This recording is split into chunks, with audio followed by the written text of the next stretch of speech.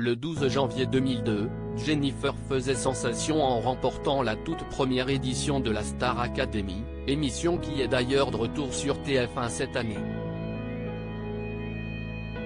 Un événement qui avait changé son destin, puisqu'elle était rapidement devenue une star de la chanson française, grâce à ses tubes comme Au Soleil, sorti l'année de son sacre, ou Ma Révolution, titre phare de son album Le Passage en 2004.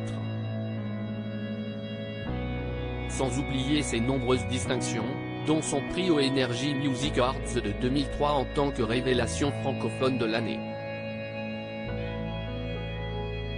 Mais le fait d'avoir remporté la première édition de la Star Academy n'a pas été si simple que cela à gérer pour l'artiste originaire de Nice, qui ne s'est pas forcément senti légitime de gagner ce concours. Je me souviens encore de tous les conseils d'Armande et de Raphaël Ricci.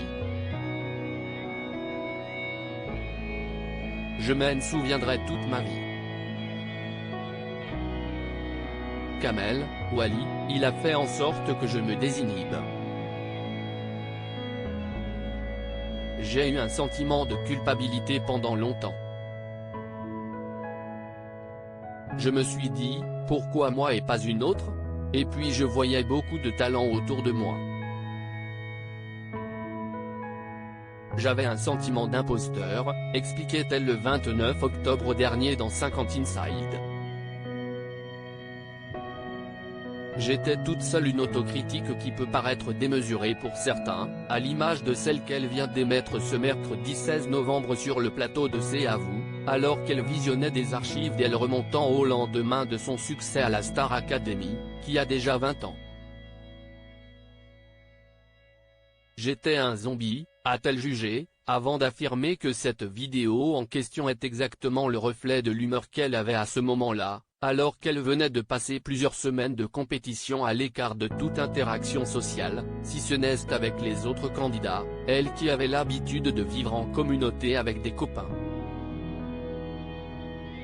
Point à noter que, si elle a changé physiquement depuis, sa carrière continue actuellement de battre son plein puisqu'elle sortait récemment un nouvel album intitulé N°9.